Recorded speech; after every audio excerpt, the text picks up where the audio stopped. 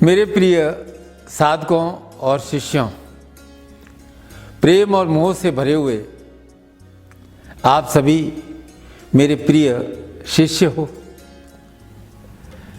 अभी कुछ समय पहले मैंने आपसे कहा था कि इस जीवन में, मानव जीवन में, मनुष्य जीवन में मोह तो अति आवश्यक है। और मोह का शुद्धतम रूप क्या है? प्रेम। और जब प्रेम परिष्कृत हो जाता है तो वह क्या बन जाता है? भक्ति। तो शुरुआत कहां से होगी? प्रेम से होगी। जैसे जैसे प्रेम निखरता जाता है, भक्ति का रंग गहरा गहरा गहरा होने लगता है। या अनुरागी चित्त की गति समझो न कोई, ज्यों ज्यों ज्यों बूढ़ो श्याम रंग त्यों त्यों उजलो होए। तो भाई भक्ति का प्रेम रंग ऐसा ही है जिस पर और कोई रंग चढ़ नहीं सकता है। प्रेम में तो क्या है, कभी कभी खटास भी आ सकती है, लेकिन भक्ति शुद्धतम स्वरूप है। अब प्रेम के बारे में तो ये भी कह दिया है कि रही मन धागा प्रेम का, मत तोड़ो चटकाए, टूटे फिर ना जुड़े, जुड़े तो गांठ पड़ जाए। लेकिन भक्ति में ऐसी कोई संभावना ही नहीं है कि कोई गांठ पड़ जाए, खटास आ जाए। भक्ति मीन्स भक्त और भगवान एक हो गए। नीला और लाल रंग मिलकर जामुनी रंग बन गया। अब इस पर और कौन सा रंग चढ़ेगा? तो प्रेम को यदि हम पहला पायदान समझते हैं, पहली सीढ़ी, और लक्ष्य सबसे ऊपर का पायदान है, सबसे ऊपर की सीढ़ी है कि हमें पहुंचना कहां है, क्या हमारा लक्ष्य है, ये हमारी सबसे ऊपर की सीढ़ी हो गई। तो इन दोनों को जो जोड़ता है, किसको? प्रेम को और लक्ष्य को, वह है निष्ठा। अर्थात निष्ठा वह सेतु है, निष्ठा वह सेतु है जिसके एक और शुरुआत में प्रेम है और उच्चतम रूप में भक्ति है। तो आज मैं कह रहा हूं कि निष्ठा परम आवश्यक है। निष्ठा जीवन को बदल देने वाला, शुद्ध कर देने वाला तत्व है। निष्ठा के बिना ज्ञान, कर्म सब खोखला हो जाता है, भारी भरकम। ये बात भारी भरकम नहीं है, मैं समझाता हूं, आप भी समझो। एक कलाकार था, बहुत सुंदर मूर्तियां बनाता था, हथौड़े छेनी से। तो सब लोग कलाकार की बहुत प्रशंसा करते और बोला कि हम आपका वर्कशॉप, कारखाना देखना आना चाहते हैं जहां आप मूर्तियां बनाते हैं। कलाकार ने कहा, भाई आपका स्वागत है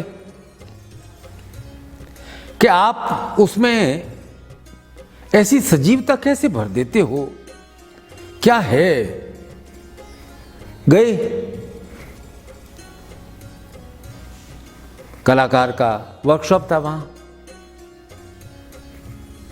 पहले कमरे में गए, कमरे में क्या देखा कि 50 तरह के, कोई छोटा बड़ा, टेढ़ा मेढ़ा, आड़ा तिरछा, अनगढ़ पत्थर ही पत्थर पड़े हैं।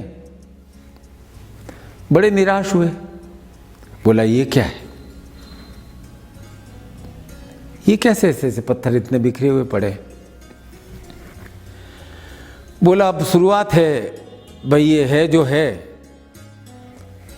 अगले कमरे में लेके गए, वहाँ पर थोड़े पत्थरों को चौकोर किया हुआ, तिकोना किया हुआ, कुछ आकार दिया हुआ, थोड़ा ठोस जो थे उस तरह के पत्थर थे।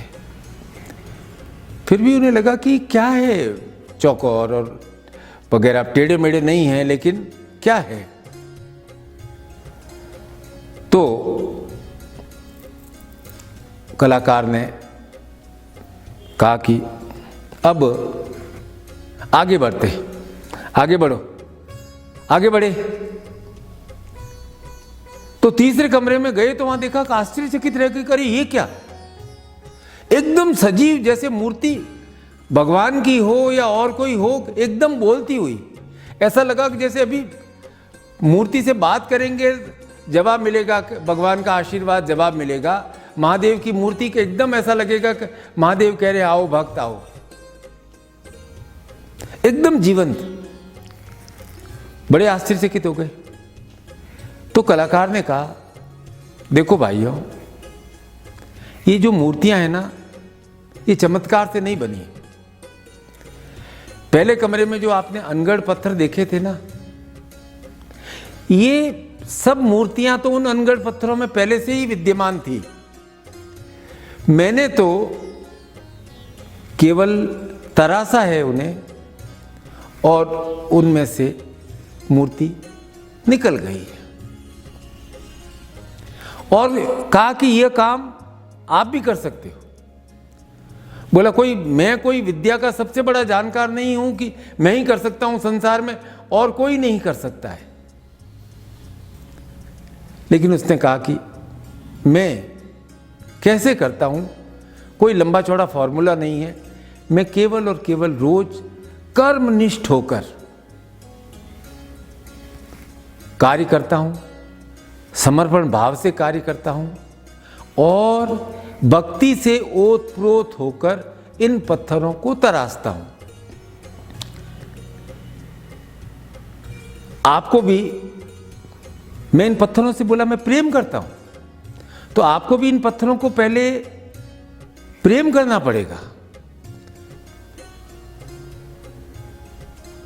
तो मैं आज ये बात इसलिए कह रहा हूं कि जो भी कर्म करो ना, चाहे ऑफिस हो, नौकरी हो, व्यापार हो, प्रेम के साथ, समर्पण के साथ करोगे तो उबर जाओगे।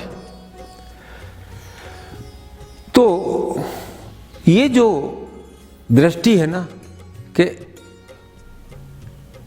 इस पत्थर में भगवान है, इस पत्थर में संभावना है, ये क्या कहलाती है दृष्टि?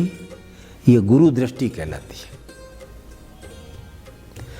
गुरु हर शिष्य में, आप में से प्रत्येक शिष्य में एक संभावना देखता है कि हां, इस शिष्य में कुछ है, कुछ है तभी तो आप मेरे पास आए। यदि कुछ नहीं होता तो आप मेरे पास आते ही नहीं, आप अपने घर में ही रहते।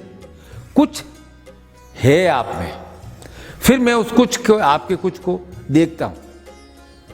तो प्रत्येक शिष्य प्रारंभ में एक अनगढ़ पत्थर जैसा ही होता है।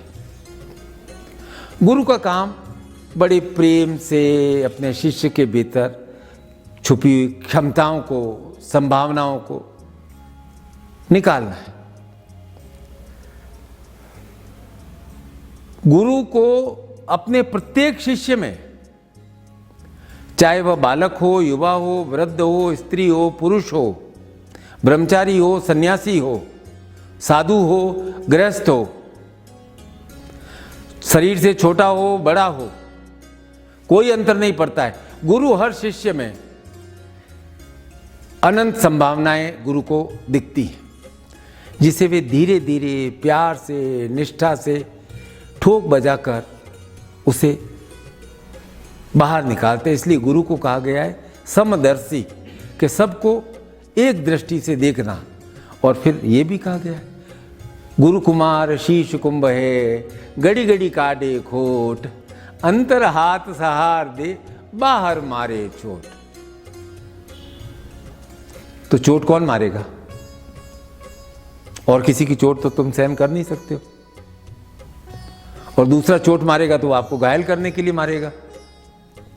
और गुरु चोट मारेगा तो किस लिए चोट मारेगा?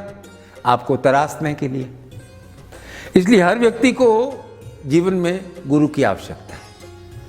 जैसे जैसे व्यक्ति अपनी कला में, पद में, ज्ञान में बड़ा होता जाता है ना, वो गुरु के और नजदीक आता है, क्योंकि उसे अपनी संभावनाओं का और विस्तार चाहिए, अपनी वृद्धि के लिए। उसे मालूम पड़ जाता है ना कि मेरे अंदर संभावनाएं हैं, मैं क्या था, क्या से क्या पहुंच गया और मुझे और आगे कितना पहुंचना है। एक द्वार मिल गया, एक मार्ग मिल गया। अब आप देखो, देवताओं के पास गुरु, असुरों के पास गुरु, राजा के पास गुरु, सम्राटों के पास गुरु, कवि के पास गुरु, ऋषि के पास गुरु, लेखक के पास गुरु, साधक के पास गुरु। किसके गुरु नहीं हुए? क्योंकि गुरु ही कामनाओं को पूर्ण करने वाली शक्ति है।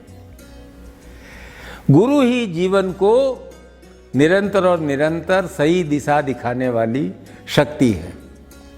इसलिए जब जब भी लोगों के जीवन में समस्याएं आई है, चाहे चंद्रगुप्त हो या मोदी जी हो, कोई हो, आप हो या कोई और हो, तो ज्ञान, दिशा और समाधान के लिए गुरु के पास ही गए। और समस्या क्या है कि भाई कामना पूर्ति में विघ्न आ गया। तो गुरु क्या प्रयास करते हैं कि इसे अपने शिष्य को यथोचित मार्ग बताऊं, जिससे इसकी समस्या दूर हो जाए।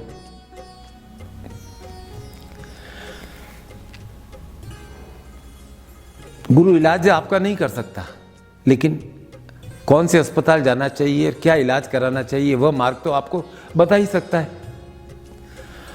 लेकिन कई बार शिष्यों की विरोधाभास वाली मांग भी आ जाती है। तब गुरु धर्म के आधार पर यह तय करते हैं कि किसकी कामना पूर्ति की जाए और किसकी नहीं की जाए। उपनिषद हो, पुराण हो, हजारों कथाएं हैं। गुरु से देवताओं ने परामर्श लिया, असुरों ने अपने गुरु से परामर्श लिया, क्योंकि गुरु के परामर्श के बिना कामना पूर्ति में संदेह ही रहता है कि कामना पूरी हो भी सकती है, नहीं भी हो सकती है। बस गुरु आपको एकदम खरी खरी राह देते हैं, वह मार्ग बतलाते हैं जिस पर चलकर आपके कामनाओं की पूर्ति हो सके। इसलिए सही बात तो यही है कि गुरु के पास हर कोई कामना पूर्ति के लिए ही आता है। नाराज नहीं होता हूं मैं इससे। अरे भी गुरु के पास आते ही इसलिए है कि कामनाओं की पूर्ति हो। पर अब प्रॉब्लम क्या है, समस्या क्या आ जाती है कि ज्यादातर लोगों के पास निष्ठा भाव की कमी होती है। वे चाहते हैं गुरु के पास गए और गुरु उनकी समस्याओं, कामनाओं को तत्काल पूर्ण कर दे। अब गुरु ऐसा कर सकते हैं, कभी कभी कर भी देते हैं, कभी कभी नहीं भी करते, क्योंकि गुरु का कार्य शिष्य को परखना है, उसकी पात्रता को जांचना है कि वह कितना सुपात्र है, उसे मजबूत बनाना है। इसलिए मैं कहता हूं ना, बाहर से वो चोट मारते रहते हैं लेकिन भीतर से संभालते हैं। अब बिना जांच पड़ताल के गुरु हर कामना के तथास्तु का आशीर्वाद देने लग जाए कि जा बेटा हो जाएगा, तो फिर शिष्य की उन्नति कैसे होगी, उसका विकास कैसे होगा, उसके भीतर जो संभावनाएं हैं वे कैसे प्रकट होगी? रुक जाएंगे। एक छोटी सी बात समझो कि बच्चा जन्म लेता है, छोटा होता है, तो किसके ऊपर आश्रित होता है? अपने माँ बाप पर आश्रित होता है कि वे उसका भरण पोषण करेंगे, उसकी रक्षा का भार लेंगे। बच्चा निश्चिंत हो जाता है। अब जैसे जैसे बच्चा बड़ा होता है, स्कूल जाता है और बड़ा होता है, कॉलेज जाता है, ज्ञान अर्जित करने लगता है, तो माता पिता का ध्यान पोषण की ओर कम हो जाता है, पालन की ओर अधिक हो जाता है। छोटा बच्चा था तो माँ बाप चिंता करते थे कभी इसने दूध पिया नहीं है, कुछ खाया नहीं है, लेकिन बड़ा हो गया तो वो इसका श्रेष्ठ पालन करना है जिससे कि अपने ज्ञान में अभिवृद्धि कर सके और अधिक बड़ा हो सके। बहुत गूढ़ बात है पोषण और पालन। पोषण में एक भाव है कि हमसे कुछ नहीं हो सकता है, और पालन में उसकी स्वयं की शक्ति की संभावनाओं को प्रकट करने का उसे अवसर देना है, भाव देना है।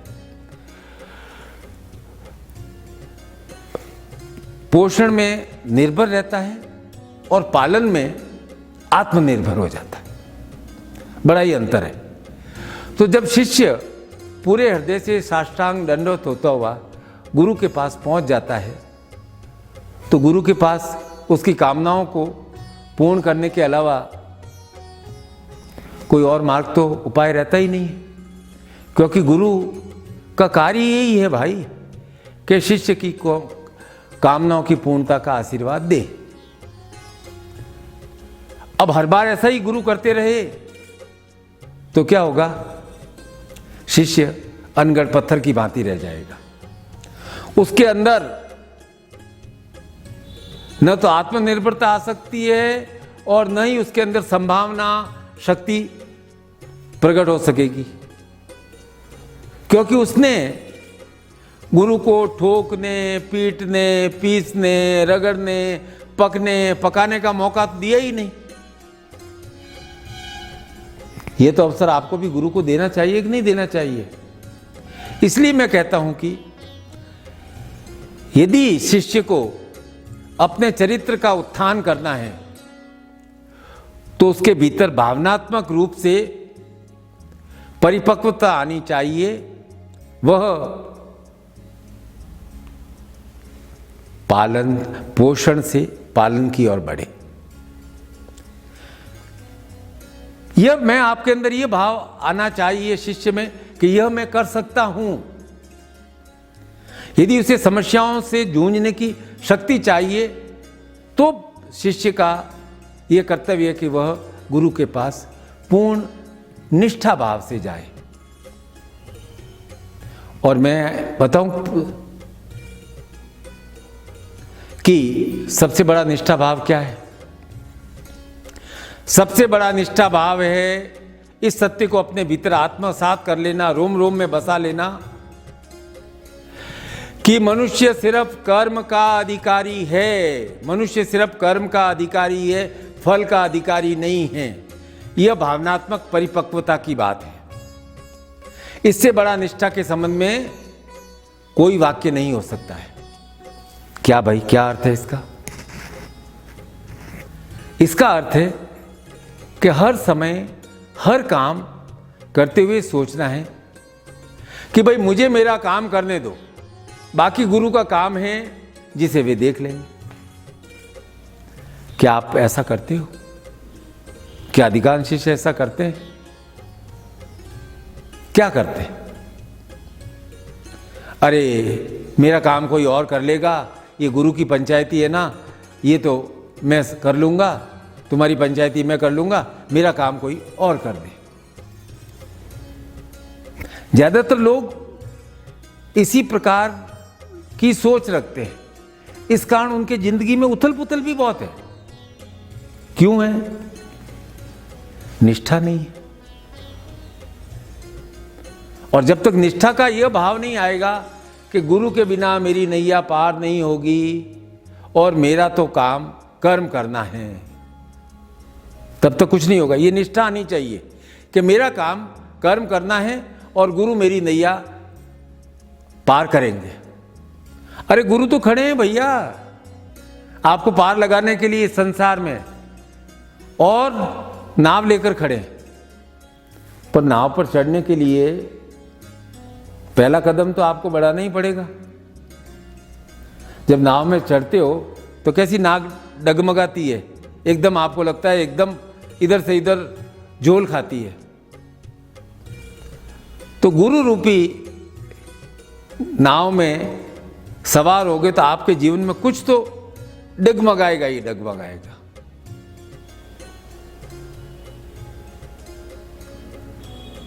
क्योंकि गुरु की नाव में बैठे हो, पर जाना है पार, किनारे खड़े रहना नहीं है, जाना है परली पार, उस पार जाना है। अब उस पार जाना है तो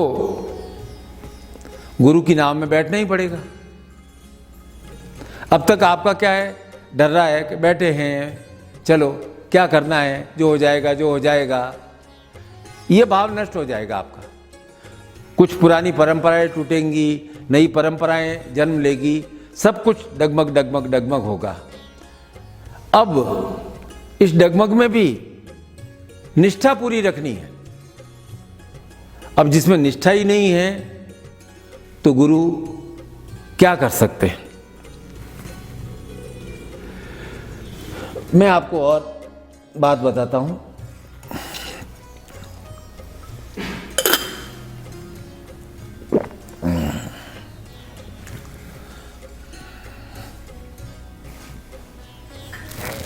तांबे के पात्र में ही पानी पीना चाहिए, ठीक रहता है, बहुत अच्छा रहता है। अब महाभारत देख लो आप। पांडवों के पास कौन थे गुरु रूप में? श्री कृष्ण। और पांडवों ने क्या किया? पूरी निष्ठा के साथ उनकी बात सुनी, उनकी बात मानी। कौरवों के पास कौन था? भीष्म पितामह, परम ज्ञानी, गुरु द्रोणाचार्य, गुरु कृपाचार्य, सब गुरु ही गुरु थे। लेकिन कौरवों ने क्या किया? उन गुरुओं का ज्ञान नहीं सुना। उन्होंने क्या किया?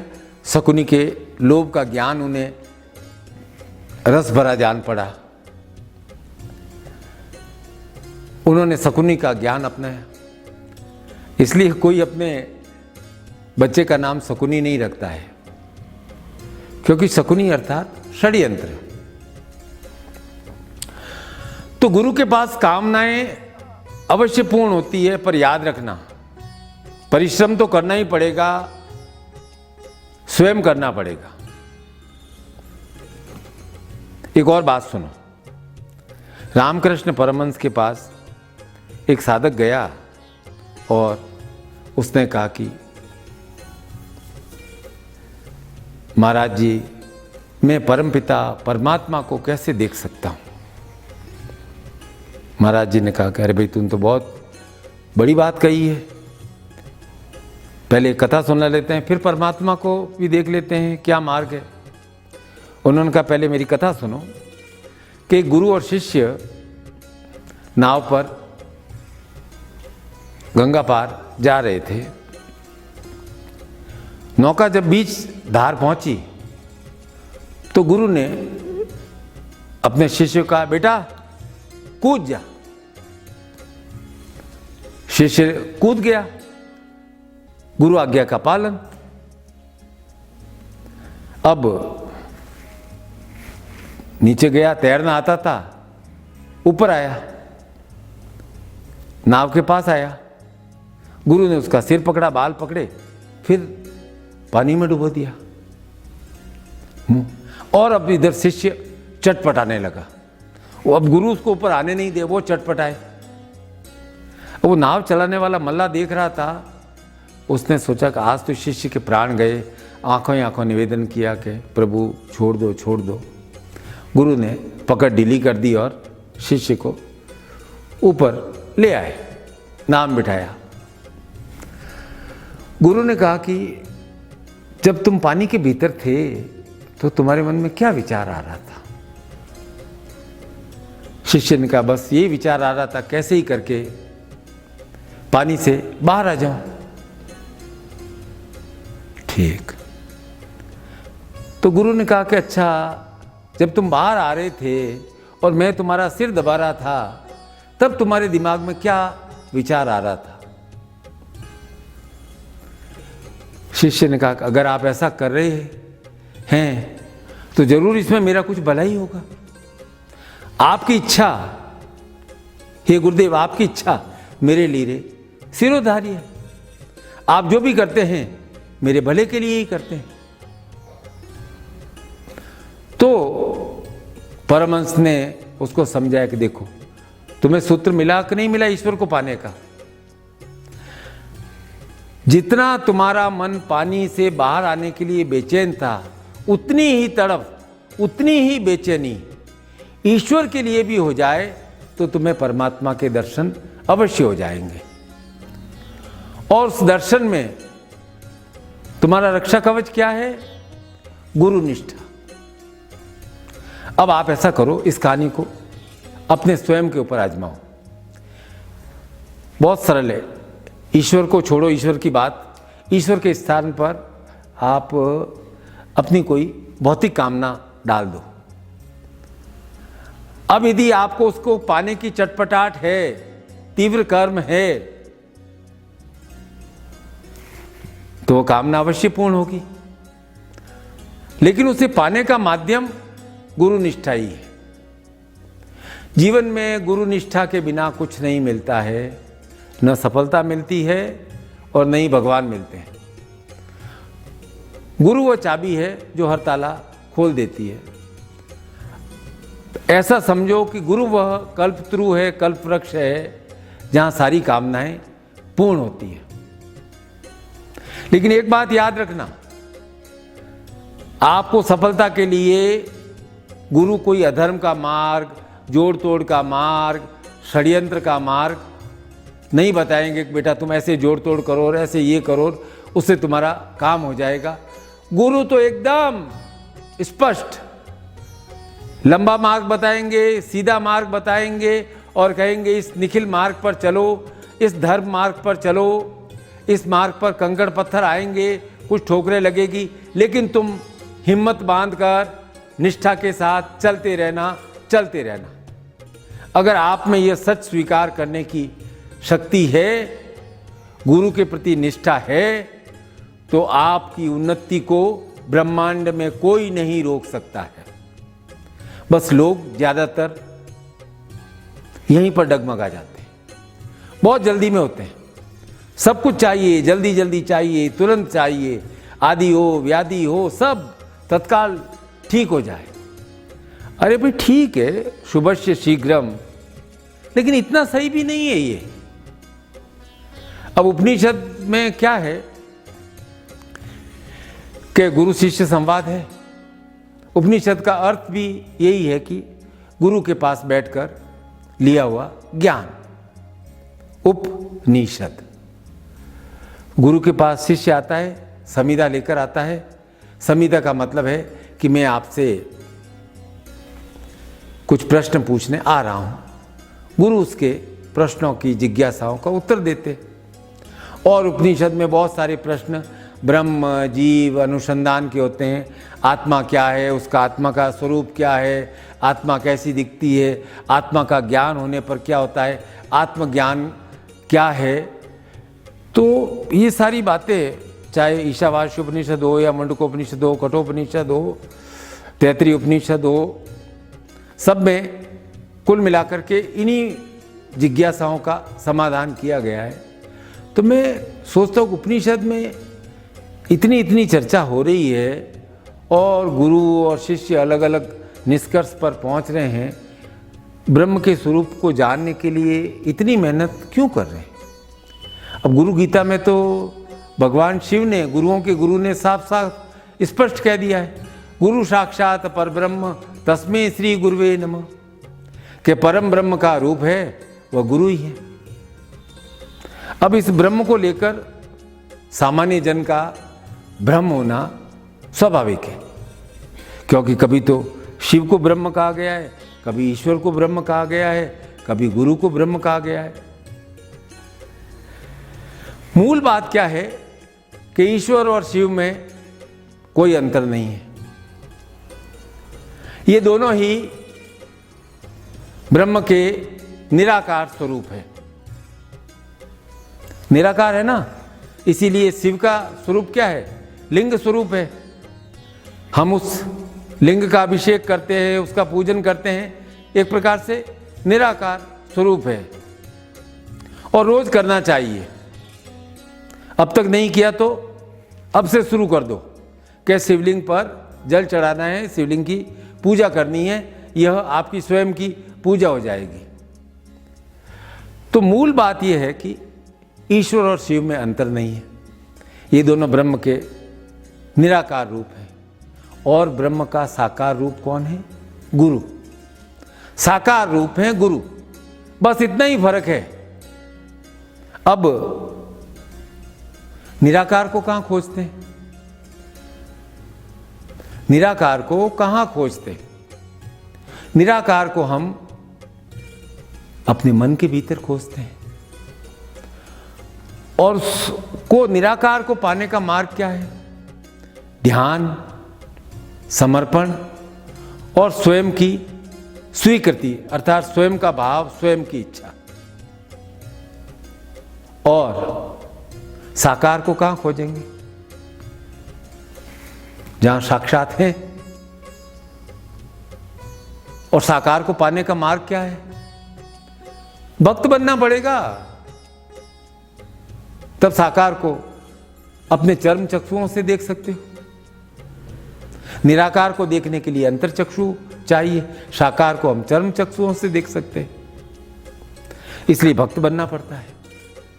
हर व्यक्ति में भक्त बनने की संभावना है यदि उसमें निष्ठा का भाव है। जिसकी गुरु के प्रति निष्ठा है उसकी उन्नति को कोई नहीं रोक सकता है। उसे तो पार लगना ही लगना है, चाहे कोई दूसरा कितनी ही कोशिश कर ले। भक्त रूपी शिष्य को कोई नहीं रोक सकता है। क्यों नहीं रोक सकता है? मैं बताता हूं कि शिष्य क्या है? कि शिष्य है पतंग। क्या है? शिष्य है पतंग। और गुरु निष्ठा की डोर से वह गुरु से जुड़ा हुआ है। अब जितनी आपकी गुरु में निष्ठा ज्यादा होगी, वो पतंग आसमान में उतनी ही ऊंची उड़ेगी। अब होता क्या है, किसी किसी पॉइंट पर जाकर पतंग ये महसूस कर ले कि मैं तो अपनी शक्ति से उड़ रहा हूं, तो उसकी निष्ठा की डोर कटने लगती है, गुरु से उसकी डोर कट जाती है। फिर क्या हालत होगी? कटी पतंग की तरह उद्देश्यहीन, कहाँ जाएगी, कहाँ गिरेगी। अब हवा का रुख होगा, जिधर ले जाएगी। न कोई लक्ष्य, न कोई ठिकाना। जाना था कहीं, चले गए कहीं। तो भाई जाना है लक्ष्य में, तो एक ही मार्ग है, गुरु निष्ठा और गुरु के प्रति भक्ति जीवन में निश्चित रूप से सफलता देती है। इस मार्ग से ही सारी कामनाएं पूर्ण होती है। कामना कोई खराब शब्द नहीं है। कामना का सीधा साधा अर्थ है सफलता। और कामना पूर्ति के लिए क्या चाहिए? शक्ति।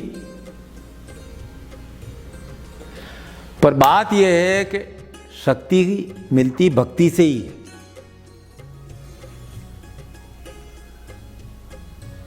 शक्ति मिलती भक्ति से ही है, क्योंकि ज्ञान होता है बहुत रूखा सूखा होता है, कर्म होता है उदासीन होता है,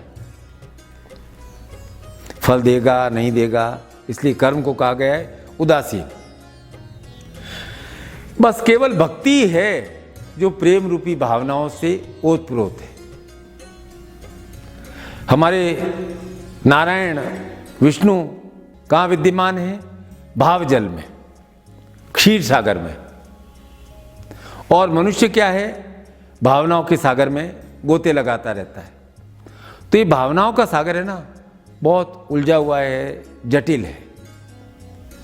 यहां पर क्या सही है क्या गलत है समझ में नहीं आता है। भावनाएं होती ऐसी है, कभी लहर आई तो इधर ले गई, कभी लहर आई उधर ले गई। एक बात मैंने कही थी पिछली बार कि मोह परम आवश्यक है, लेकिन विवेक से मोह शुद्ध हो जाता है। वैसे ही भावनाएं भक्ति से शुद्ध हो जाती है। जब साधक का प्रेम निष्ठा से होकर गुजरता है और वह श्रद्धा में परिपक्व होता है, तो वह भक्ति रस में बदल जाता है। फिर तो उसकी दुनिया ही बदल जाती है, सब और उसे रस ही रस आने लगता है। तब उसके लिए सारा सकल जगत, फिर उसे संसार में न तो दोष दिखते हैं, न संसार में रूखापन दिखता है, क्योंकि उसके अंदर प्रेम है, निष्ठा है, श्रद्धा है और वह भक्ति बन गई है। क्योंकि भक्ति में ही अभूतपूर्व शक्ति है। इसी भक्ति के सामने सब नतमस्तक है। इसी भक्ति के कारण प्रहलाद की रक्षा के लिए नरसिंह को आना पड़ा।